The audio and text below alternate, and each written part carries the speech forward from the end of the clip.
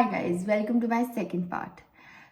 इस पार्ट में मैं आप लोगों को ये बताऊंगी कि कैसे मैंने अपना बिजनेस स्टार्ट किया, कैसे सारी चीज़ें स्टार्ट हुई मेरे लाइफ में। मैं एयर इंडिया से आ गई थी छोड़ के, मतलब एयर इंडिया का इंटरव्यू दे के आ गई थी, रिजेक्शन लेके आ गई थी। घर पे मुझे पता चला कि मेरे डैड का एंजियोप्लास्टिया हुआ है और उस टाइम पे मुझे बहुत रोना आया था, बहुत ज़्यादा, कि ऐसे पापा ने क्यों नहीं बताया, ये नहीं हो। मेरी मॉम डैड की प्रॉब्लम ये है कि वो हम चारों बहनों को परेशान नहीं करना चाहते। उन लोगों ने स्टार्टिंग से यही चीज़ की है कि अगर उनकी तबीयत खराब है या कुछ है ना, तो वो शेयर नहीं करते। वो बोलते हैं कि हाँ हम ठीक है। एक्चुअली सारे मॉम डैड के साथ होता है, क्योंकि बच्चे परेशान हो जाते हैं इसकी वजह से। तो मैं घर आई तो मुझे पता चला, वो भी मेरी बहन, एक्चुअली मेरी गलती थी। मेरी बहन ने मुझे कॉल किया था, मैंने उठाया नहीं, ऐसे गुस्से गुस्से में कि हम एक दूसरे को कितना, मतलब बहन भाई कैसे होते हैं, तो हम लोगों का भी वैसा ही रिलेशन है। तो मेरी बहन ने कॉल किया, मुझे लगा ऐसी टाइम पास के लिए कॉल करी, मैंने नहीं उठाया। बट मुझे नहीं पता था ये एग्जैक्ट रीज़न है। तो जब मैं आई ये सब पता चला, तब से मैं रात भर, मुझे नींद नहीं आ रही थी। मैं रात भर सोच रही थी कि यार मैं चली गई तो पापा मम्मी अकेले हो जाएंगे, ये हो जाएगा। फिर मैंने डिसीजन लिया रात में कि मैं नहीं जाऊंगी, मुझे नहीं करना। मेरा ये डिसीजन था कि अगर मैं अपने माँ बाप के साथ ही नहीं रह रही हूँ, जब उनको मेरी ज़रूरत है, वो मतलब मुझे जब उनकी ज़रूरत थी तो वो ऑलवेज मेरे साथ थे। जब उनको ज़रूरत है मेरी, तो मैं क्यों नहीं रह सकती। तो मैंने डिसाइड किया कि नहीं, अब मैं नहीं जाऊँगी। इंटरव्यूज बहुत सारे आ रहे थे, कुवैत वाले भी बुला रहे थे, एतिहाद वाले भी बुला रहे थे। जब मेरी किस्मत काम नहीं कर रही थी तब मुझे इनविटेशन आ रहे थे, आ जाओ आ जाओ आ जाओ। मैंने छोड़ ही दिया। मैं घर पे बैठने वाले से तो नहीं हूँ। तो मैंने डैड को बोला, पापा को बोला, पापा मुझे कुछ करना है, मैं नहीं घर में बैठ सकती, मैं बोर हो जाती हूँ। मैंने यही शब्द बोला। उन्होंने बोला तुमने करना क्या? मैंने बोला मुझे बिजनेस करना है।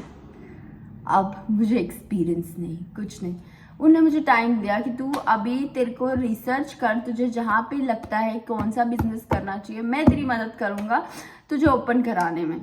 हमारे पास जगह ऑलरेडी है, तुझे वहाँ, मतलब हमारे पास बहुत सारी जगह है, वहाँ पे ओपन करना है, यहाँ पे ओपन करना है, सब जगह ओपन कर सकती है तू। तो उनने मुझे ये बोला। एक्चुअली एक ये वर्ड मैं अपने माँ बाप का, बोलते हैं ना, एक तरीके से मेरे माँ बाप ने कभी मुझे ये नहीं किया, मना नहीं किया कोई चीज़ के लिए कि हाँ ये चीज़ नहीं करो, वो चीज़ नहीं करो। किसी भी बहनों को नहीं मना किया, ना मुझे मना किया। तो वो चीज़ मेरे माँ बाप के अंदर बहुत अच्छी है।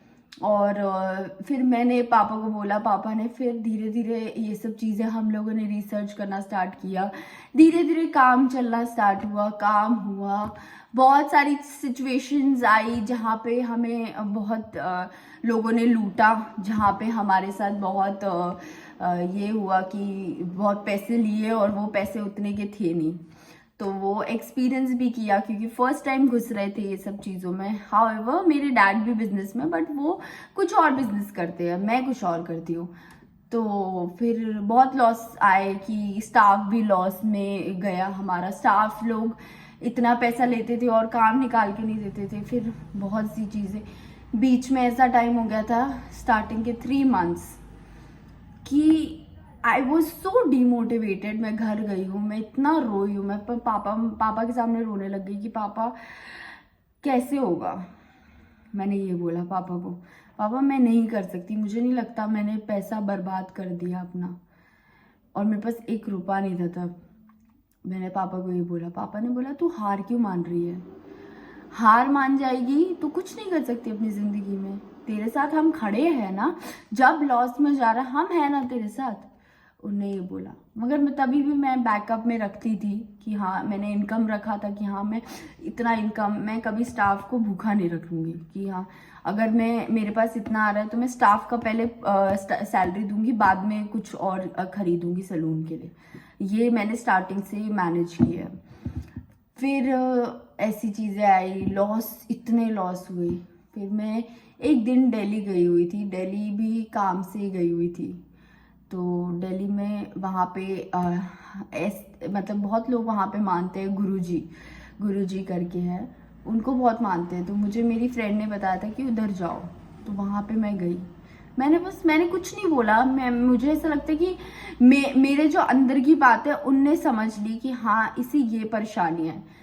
तुम बिलीव नहीं करोगे, मैं कैब में आ रही थी और मैंने कैब में आते वक्त पुणे से अहमदनगर आ रही थी, तो मेरे दिमाग में अचानक से आया कि हाँ मैं क्यों नहीं मार्केटिंग स्टार्ट करती हूँ, क्यों मैं अगर मैं इस एरिया पे भी कर रही हूँ। एक्चुअली हमारा जो सलून है और कपड़ों का वो बहुत रूरल एरिया पे, वो एक कॉलोनी के बीच में आ गया, वो बहुत अंदर है, तो लोगों को ना आने में दिक्कत आती है।